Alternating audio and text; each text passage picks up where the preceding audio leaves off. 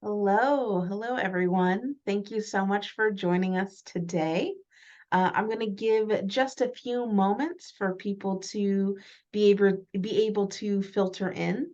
And so, in the meantime, please enjoy this wonderful starting slide and get amped for today's chat. I know I'm amped. Are you amped, Eric? I'm ready to go. Awesome. Okay, well, let me go ahead and just start off with the couple of housekeeping items. My name is Jenna Quinn, and it is my pleasure as the Assistant Director of Alumni and Affinity Engagement to welcome you all to this edition of the 49er Industry Chats. Just want to let everyone know this session is being recorded. So, really, what that means for you is that it's going to be available for you to view again, to share with a friend or a colleague, or really anyone who you feel might get something out of it online at our website at www.csulb.edu/alumni and under the 49er Industry Chats. And since this is a webinar format, for those of you who are watching today live, we encourage you to go ahead and submit any questions that you have for our guest speaker using the Q&A function. If you have a question pop up into your head, just pop it right into the Q&A. You don't need to wait until the end. Go ahead and just whenever you have the question, submit it. And so with that, I'm happy to welcome our guest speaker today, Erik Greenwood. Erik is entering his 20th year in his technology leadership role at the Anaheim Union High School District. The district employs over 3,000 staff and serves more than 27,000 students, grades 7 through 12, across the 5 cities of Anaheim, Buena Park, Cypress, La Palma, and Stanton. He also served nearly 10 years in the mental health vertical in management as a system analyst and as an accountant. Mr. Greenwood is also a veteran of the United States Navy. Welcome, Erik. Thank you. I'm so glad to be here, Jenna. Awesome. Well, let's just jump right into it. So let's start off. If you could let us know a little bit about your background and tell us about your experiences, what life was like, what led you to CSULB. Sure. So, growing up, one of the aha moments going through school is I didn't have a real direction in what I wanted to do professionally, but I knew I wanted to go to college. So, my mom was an office worker. My stepdad worked in the produce market in downtown LA, and I saw how hard they worked. And I knew I wanted to go to college. I didn't know what I wanted to do, but I knew I wanted to go to college. I enlisted in the military as a junior in high school. So as soon as I graduated high school, as a 17, almost 18-year-old, I enlisted in I went to the Navy, and I served for 2.5 years. And when I got out, I was on a mission to get my degree. I didn't know, again, what I wanted to do. I actually looked in the one pages and what was the hot job at the time, and it was accounting.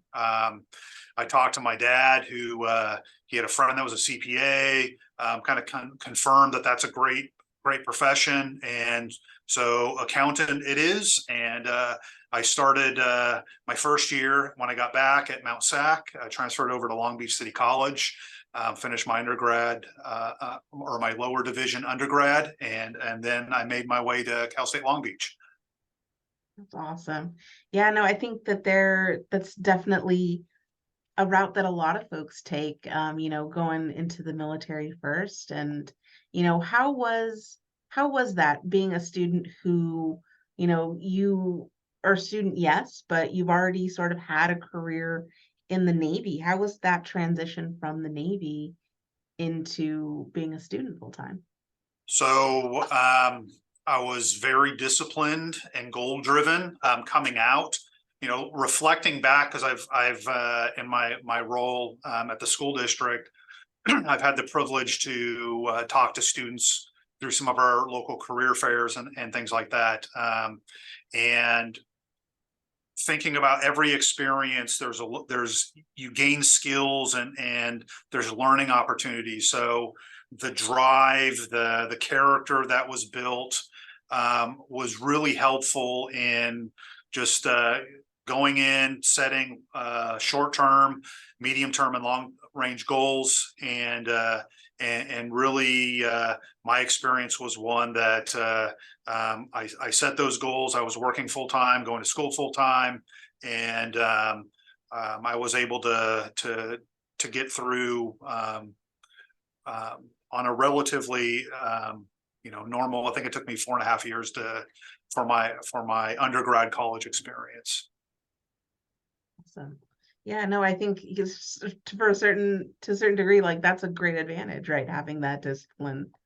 So when you were at CSULB, can you tell me a little bit about what your student experience was like? Well, the first thing that struck me was how big the campus was or is.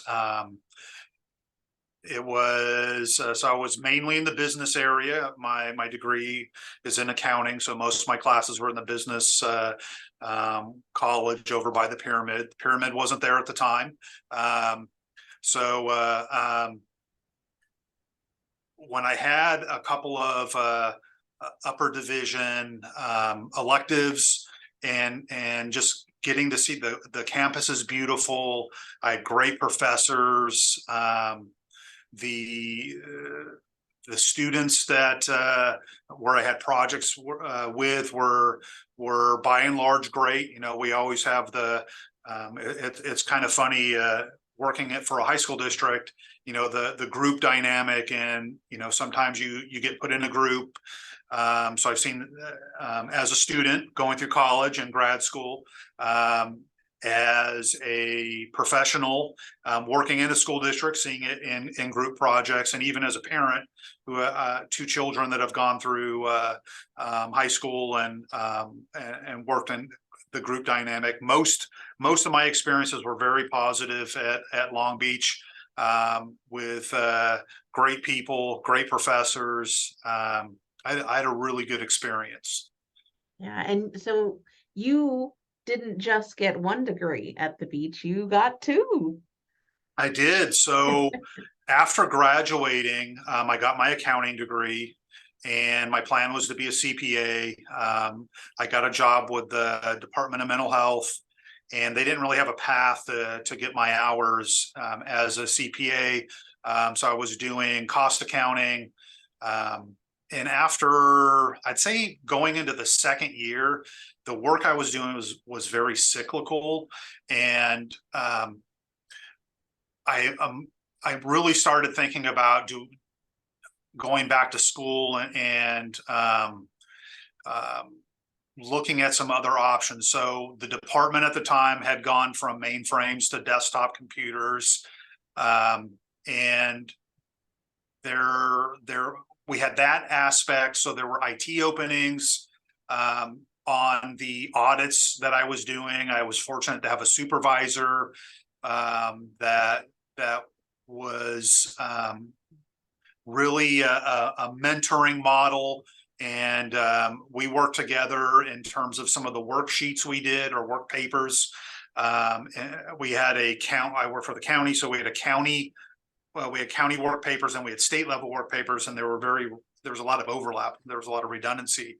So we worked in automating some of those. That was very stimulating to me. And so, I made the plan I was married at that point, and we talked with my wife. She was very supportive, and made the decision to go into the MBA program. And so, I have also an MBA with an emphasis in information systems. Yeah. And so were you both a student full-time and working full-time? I met my wife while a student at Long Beach. She was at Fullerton, so we met at work, and so yes, we were students, but we were at different schools. Very cool. I love it. I love the whole, I say it all the time. We got to do a series that's just beach love and couples that met at the beach. So awesome. Thank you. So what was it that made you want to go into, technology from accounting, right? Because there's kind of that switch, right, from what you went to study to what you do now. So I was fortunate to be exposed to technology as a teenager. So we had a Commodore 64, and then before that, a Texas Instrument. So it was very, very fortunate to have, access to those tools as a young teenager. And I found it interesting. And we got to do a little bit of programming in BASIC. And again, went to the military. Nothing to do with technology at all. Then coming back and seeing the development of the technology and those doors opening, it was really the dynamic, how much things change in the field that really drew me to want to shift. So it was also the 90s. So, everyone was getting into technology at that point as well, with the .com, before the .com bubble, the .com burst onto the scene, and all of these companies were popping up, and the technology was a really big thing. So I mean, you had that in the background, but it was really the dynamicism of how fast and how everything changes, that really attracted me to the technology field. Awesome. So it sounds like then it was a little bit more intentional, right? You kind of saw something that you were interested in at a young age, and was it something that just clicked for you? It really clicked while I was working for Los Angeles County as an accountant. And it was probably really when we were doing the form automation, when the department was transitioning and bringing in desktop computers. The department really didn't have the structures from a human resource standpoint to support the technology. They were building it out as the technology was coming in. So I got to support my accountant colleagues in that as well, in addition to the form automation. So it was really those things, and then just tinkering with things after work, that really drew me in. Yeah. Well, coming from working from the county, right? How did you know that you wanted to switch it up and go into the education field? It was kind of happenstance. So I worked for the county for 7-8 years. I got to the place where I was in a supervisory role overseeing programmers, and then I was doing project management. Then an opportunity came up to work for one of the mental health providers. So I worked for the Department of Mental Health. So they were a multi location company. They needed an IT manager. One of the executives or directors that worked for the company, I had worked with her before.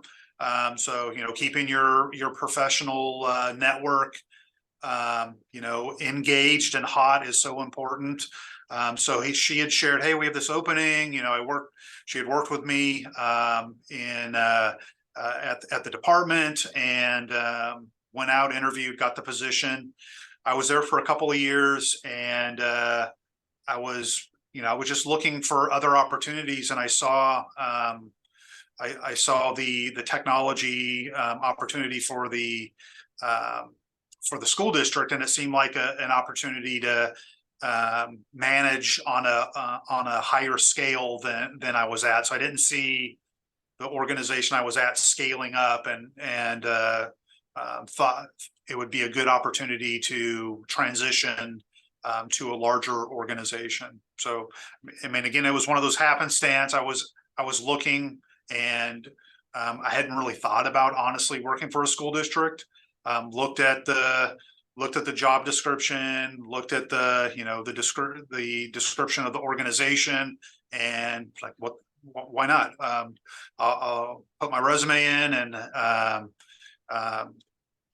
see what happens. So it was funny enough. I actually applied to a couple of school districts, and the school district I'm at, I obviously made it all the way through the process and got hired. The other school district, I got paper screened out. So it's kind of funny. It's one of those you never know unless you try instances where in one similar organizations and didn't get past step one on one side and got all the way through on the other. Yeah, I think there's a great lesson there, right? Like, you got to just go for it. You got to just, take the opportunities as they come, and never say to yourself like, oh, I don't know, because you could be exactly what one company is looking for while the other not so much. Absolutely. You want to put yourself in the position where you're potentially saying no thank you, rather than not even trying for the opportunity. Yeah, absolutely. Well, so was there any real culture shock in transitioning from working in mental health care to working in education? And there's no pun in this. There's similarities between the organizations where kind of how on the staffing side, you have, from an organizational growth standpoint, a clinician could really grow to any area in the organization. And as a teacher, you really have growth opportunities to do anything in the school district. So, a teacher could potentially be in my role, be a superintendent, run business services. And it was really the same, except for the chief medical officer on the mental health side. You had to be an MD. But if I'm a social worker or a psychologist on the Department of Mental Health, I could be the executive director, so the head of the department, or I could really run anything except for that chief medical officer. So I saw a lot of similarities there. From a system standpoint, there was a lot of similarities where there's a lot of moving parts, and you really need multiple systems to make the overall operations run. So yeah, going in, just learning, it was a huge learning curve in terms of, how does a school district operate? That definitely was very different than my experience in the Department of Mental Health, and then the mental health provider after that. But a lot of overlap from just knowing about systems thinking. That was really helpful in my past. I think also the fact of being an accountant and having the background of having business background really helped in terms of communicating with my business colleagues at the school district, running my own department budget, and even my other the discipline with the military and the character. Definitely, all of those things help. I worked as a telephone operator, and I worked a little bit in payroll going through college, so customer service skills. Really all of those things really helped with transitioning into the role. Yeah. No, it's a great lesson in transferable skills, right? You're learning all Absolutely. throughout your life. So what does a typical day look like in your current role as a chief technology officer? Well, in one sense, every day is different. You never know what the day has in store. But there's a lot of vendor engagement. So like today, right before this meeting, I had a meeting with a large technology vendor. I like to hold a lot of face-to-face So with a lot of my staff, I have one-on-one meetings, so I have structures built there. So typically I'm having one or two meetings a day. We have structural meetings, so like our education leadership. I think we had an assistant principal meeting this morning. So there's a lot of institutional engagement, and then working on projects, kind of forecasting out what the meeting I had with the vendor. There was a lot of forecasting on our network side, and then in the role, the organization's small enough where the chief technology officer still needs to get his or her hands dirty. So, there's things where, from the big picture of planning out, forecasting, to getting in and helping with work orders, or help working on a project. Yeah, the day usually is a series of meetings. Whether it's kind of a staff meeting or it's a project-based meeting, working on projects, troubleshooting, some crisis management from time to time. And so, yeah, that's going back to the dynamicism of technology. That was what really drew me in. Of really, every day is a different day. School meetings, like I'm going to a back to school meeting or event tonight. So yeah, every day really is different. That's awesome. We had a question come in.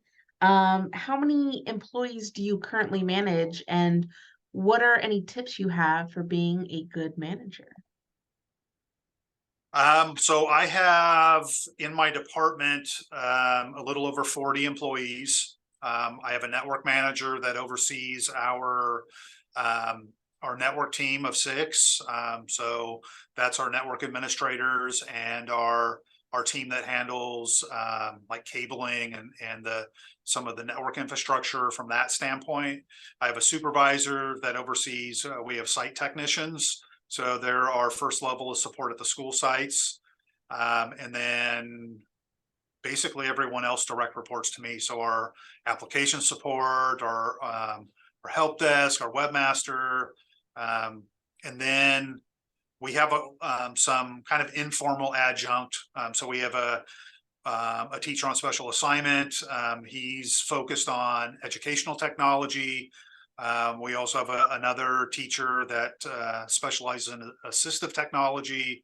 So while they don't report to me, there's a lot of interface with those colleagues as well. In terms of the management tips, I like having my one-on-one meetings. To me, that provides a space where I can build relationship. So building relationships is really important. It builds a space where those colleagues, if they have an issue, they wouldn't be comfortable in sharing either in a larger group context, or they feel like they're bothering me, which they're not. I have an open door policy, but it just provides like, you're important, you have this time, and anything you want to talk about, I'm open. So, having empathy is another one for me as a manager. So knowing about public institutions, there tends to be lower turnover. So there's having that in mind, making sure you have grace with, I need to pick up my kids, or I need to drop off my kids, or I have a car issue. Just being understanding and knowing the context of where you work. So in my case, with lower turnover, that relationship is long-term relationship, super important. So it's important for me to have good, strong relationships, have mutual respect for one another, because we're all people. We're just performing different roles. That's all. So I'm no better or no worse than any of my coworkers. Yeah, I think that's a great tip, and I think having that grace and that empathy is something that we all kind of had to really focus on and work at, for the last 3 years with the pandemic. And with that, I mean, when when COVID hit, right, people in your position, technology officers, chief technology officers, people in tech, you guys had quite the time, supercharging, keeping everyone connected. So I just want to know, like, how did you guys deal, especially in education? How did you guys deal with the pandemic, and what lessons or what things did you take from it that are carrying forward? Well, I think of the empathy is definitely one of those where um, you're taking the family situations into account during the pandemic. The having good extended relationships, so having good positive relationships with our teachers and my colleagues that are principals and assistant principals and directors and other people that are in leadership roles, and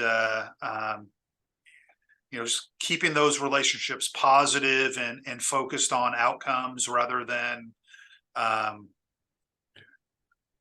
either trying to one up or keeping score. If like in technology, I share all the time with my team. There's an expectation we're going to have failure is going to be part of the kind of the tapestry of what we do, because we're constantly being asked to implement new things, bring in new instructional softwares, or we use Google for our email and productivity. Google makes a change, and we need to shift maybe how we do business because of a partner that shifts how they do business. The pandemic in particular, it was definitely a challenge. So before the pandemic, we were a cart-based system where we had carts of computers. Technology didn't go home. So we had to, in relatively short order. So it was March 13th. That Friday, I think we had a week of instruction, and then we had spring break. Then we had a week of instruction. So we basically, the week after was kind of the grace week um, of teachers and students, and everyone's really figuring things out on how we're going to progress. We had spring break, and for us, we basically had to disassemble, probably tens of thousands, 20,000 Chromebooks from the carts, get them ready to distribute out. I'd been talking with our telecommunication provider. Fortunately, prior to the pandemic, in like the late 2019, about hotspots. So we were already in the queue for being able to get hotspots ready. So we had to develop a checkout system. So we got that. I know our food service, our colleagues over there did a lot of work. They distributed over 1 million meals during the pandemic. So hats off to the challenge for the teachers, going from I've always taught in the classroom to now I have to teach remotely. I got to be out flying the wall with my younger daughter, was a junior and sophomore during that time. And so I got to be a fly in the wall while supporting the district I worked for, listening to what was happening in her classrooms, because we were sitting fairly close to each other. It was a hectic time. A lot of learning, a lot of respect developed for my colleagues in terms of having to shift and be agile in our various various walks of life with respect to work. It was really impressive to see how from reflect on my own team, our techs pivoting and having to come up with different methodologies on the network side. You think of something like content filtering. So we're required by federal law to filter internet for students under 18. So, going to a home base, we had to come up, with a solution really quick where the content filtering policies could follow the student's home. So, there's hundreds of examples like that where we had to think quick and put things into place, and that's where you succeed most of the time, and sometimes you have failure. But then, what do you learn from the where things didn't turn out as you hope they would? So it was quite a experience. Yeah, for sure. Hope it doesn't happen again. No, right? Knock on all the wood I got all around me. um, we had another question come in, and it's actually similar to a question that I like to ask. But the question is, what are some of the challenges you face currently in your role? And I like to ask that question, but also tack on, what might be the most challenging, but also what's the most rewarding part of your current position? So I'll start with the rewarding. It's the relationships. So it's all about the people. It's the little stories. Like we have a program called AIM. It's Anaheim Intern Mentoring Experience. So for the last few years, we've taken student interns, and we've been able to provide real technology experiences to a small number of our students. So like those relationships and those conversations that you get to have with the students, and just seeing the the excitement about the potentially going into technology afterwards. It's the relationships you have with teachers, with administrators. So I mean, I'm in my 20th year, and there's teachers here that I have long relationships with, where I value those highly. My own team, where a number of us have worked together 10, 15, or even the entire time, having those relationships. So to me, that's the most rewarding, is the people aspect of the job. And frankly, for all of the jobs I've had, that's been the most rewarding, is the relationships that you develop and the people that you get to meet, their stories, and that you can have hopefully a positive impact in their lives, and likewise in my life. The most challenging is, I think, probably the rate of speed at which change is accelerating. That's probably the biggest challenge. So sometimes I'll reflect back on when I started. We had what's called a frame relay internet service. So we've gone from that 384 kilobytes to 20 meg connection. Multiple million% increase is the most kind of exaggerated percentage increase of something. When I started, we did scantrons for attendance and for grades, and moving the district to a system that parents have access, students have access. And if you put those things on a timeline, you see they start to bunch up the later you go. So it's probably keeping the rate of change is the biggest. And within that, cybersecurity is probably the most challenging, just because of how sobering it is that what a compromise could mean with data privacy, and how sophisticated the malfactors are. It's thinking back to, we had hackers when I was a teenager, but it was, I'm proving that I can break into a system, and I accomplished this. Now it's a money-making venture, and there's organizations that are trying to infiltrate other organizations for ransomware, for selling data on the dark web.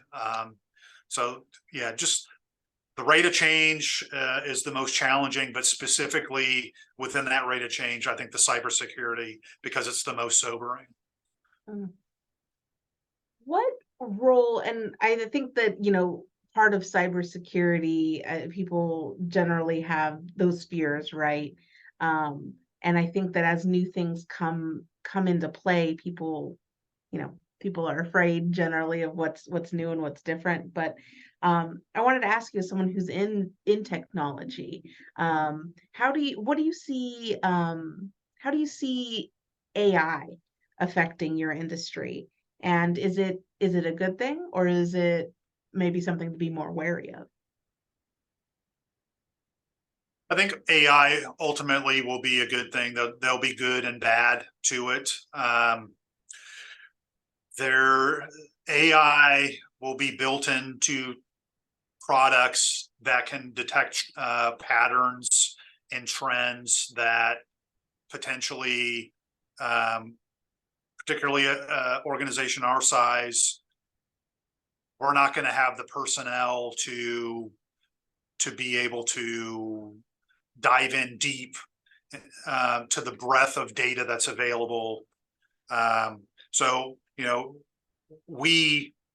you and I are in a kind of a unique area where we have a lot of customers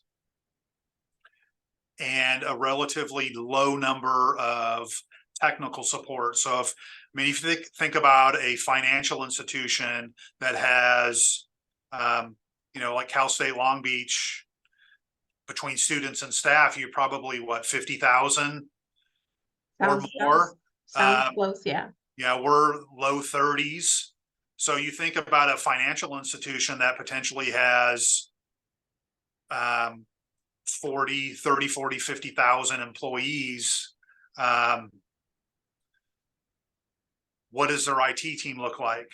It's going to be very different than what our organizations look like. So AI being baked into things like our firewalls, our security tools, that AI is going to be able to detect trends that we're not going to be able to put enough human resources against to be able to match. That's going to be helpful. Some of the challenges, the bias that can be built in to some of the learning models. We have to be very cognizant of that.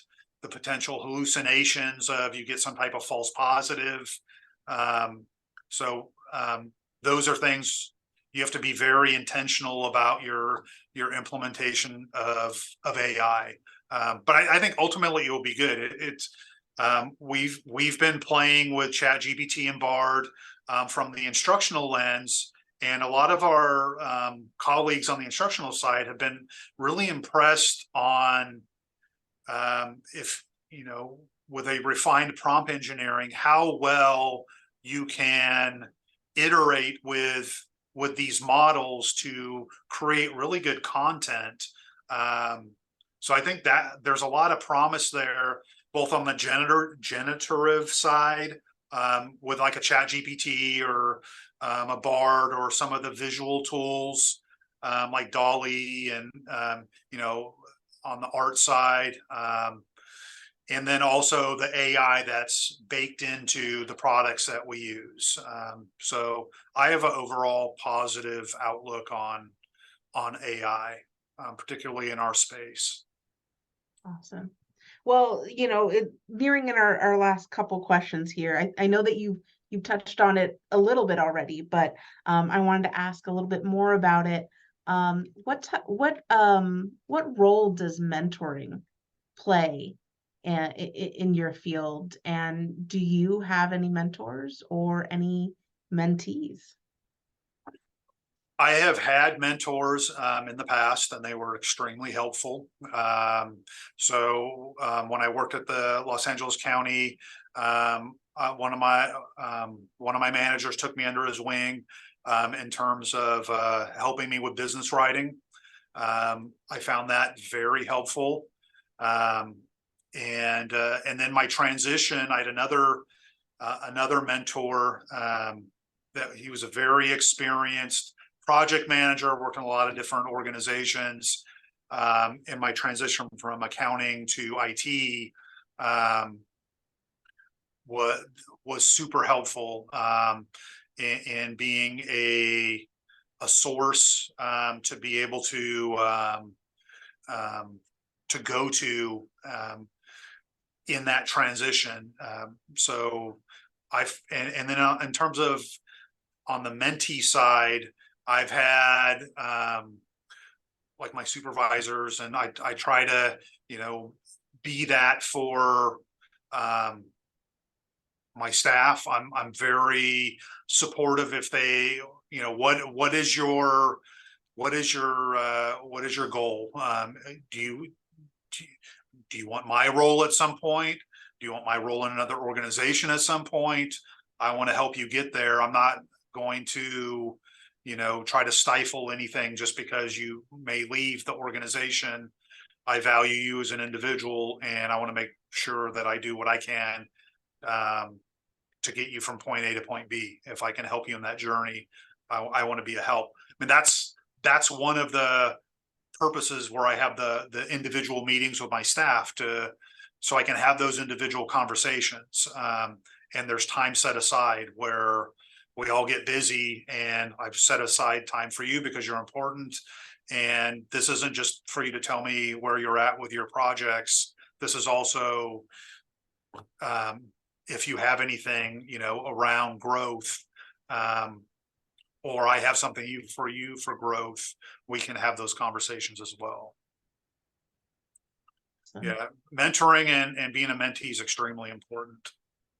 yeah, and you were saying you have some students as well, right? Yeah, absolutely.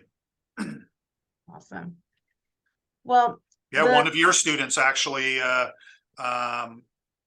developed an application that we're using at some of our schools. So he was a student in our district. He developed this app as a project, during high school. The relationship with the teachers, right? So the teacher contacted me and my colleague, that's the ed tech. We met with him, encouraged him, and yeah, we have an ongoing dialogue. And this last year, we implemented a formal contract with him and his now company to put this application in a couple of our schools. That is awesome. I love to hear that. And just to give it a plug, what vendor is that? So he created a product called Class Chat. So he's developed a a student to teacher and teacher to teacher communication tool. Awesome. Yeah, and the reason I wanted to have you give that plug there was just to let everyone know that we actually will be featuring him in a special edition of the 49er Industry Chats, much like you're doing right now, Eric, for our Founders Day on September 28th. So yeah, to be continued, right? Absolutely. Yeah. So as we're nearing the end here, one question that I always really love to ask, um, is if you could go back to when you were graduating from CSULB and pick which time, right, as as someone with 2 degrees from CSULB, if you could go back and talk to your former self, what would be the biggest piece of information, or maybe the biggest piece of advice that you would share with him? That's a good question. I would probably say keep persevering. So I don't really have any regrets about my career path. And going through school, was I was very, very motivated. But I was hurt while I was in the military, so I was dealing with that injury while going through school. So it'd probably be that piece. just keep persevering, and um, you know, it's all going to work out. Yeah, have trust in the process, have trust in your hard work, I guess. Yeah, the degrees were worth the effort, the investment, both in time and financially, and yeah, that would be the piece of advice to myself. Awesome. Well, thank you so much for your time today, My Eric. pleasure, Jenna. This has been truly a great chat, and I think that there's definitely a lot to glean from this. Um, and so, if for those of you who are watching, if you want to go ahead and keep up to date with what we're doing over here in CSULB alumni, our programs and our offerings, or if you want to catch that Founders Day chat, please feel free to visit us at our website, www.csulb.edu/alumni. But if you want to get in touch with Eric, maybe continue this conversation, Eric, what's the best way people can keep in touch with you or get in touch with you? Did I put it in the chat? Sure, sure, yeah. So I'll Go ahead give and do my that. work email and my LinkedIn profile. Wonderful. All right, so that's in the chat. And so LinkedIn is a great place that folks can reach out to you. And also thank you so much for sharing your email as well. Pleasure. Okay. Yeah. So thank you so much for your time, and thank you everyone for joining us today. We hope to catch you next time.